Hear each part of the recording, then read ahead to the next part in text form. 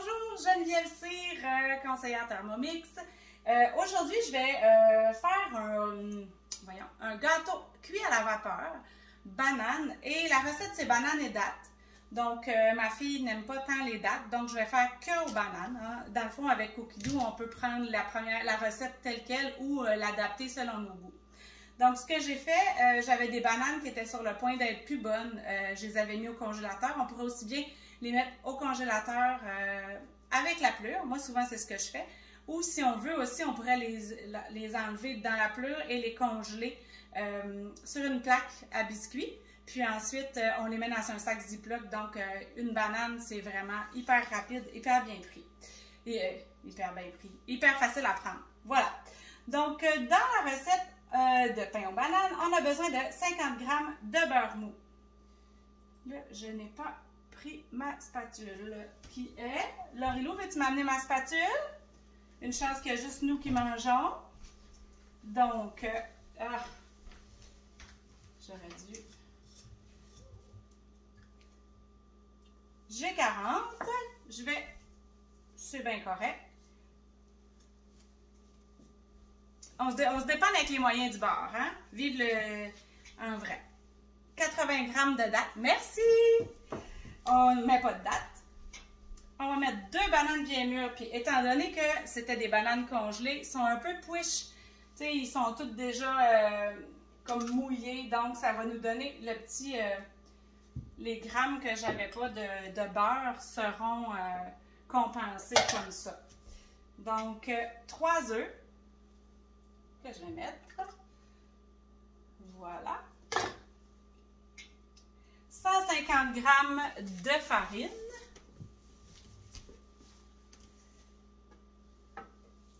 Comme vous voyez jusqu'à maintenant, là, on met tout dans le bol. Hein? Donc, ça va être vraiment facile. Oh, il n'en manque pas beaucoup. Et voilà. 150 g de la vanille. Et voilà.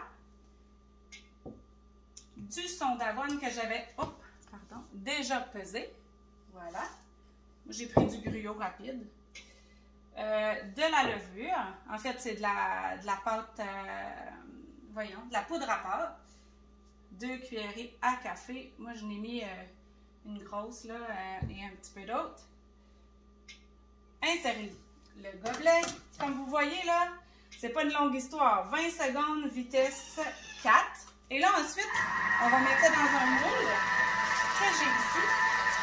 Dans le fond, j'ai pris un moule à gâteau, à pain.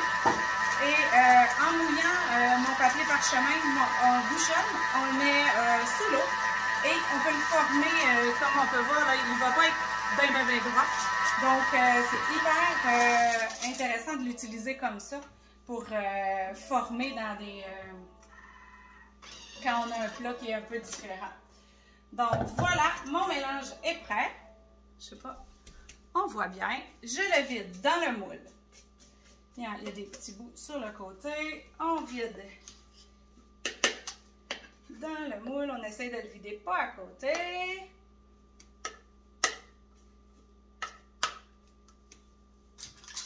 Voilà. Vous savez, on peut utiliser le mode turbo quand on veut vider les lames de leur contenu. C'est vraiment, on récupère souvent une grosse cuillerée. Là, je ne le ferai pas, étant donné qu'on est en vidéo. Je remets ça ici. On va mettre, je vous donne les informations. On va mettre 1 litre d'eau. On va le cuire dans le varoma. Je ne sais pas si on peut voir comme ça. On s'en vient ici. On met notre bol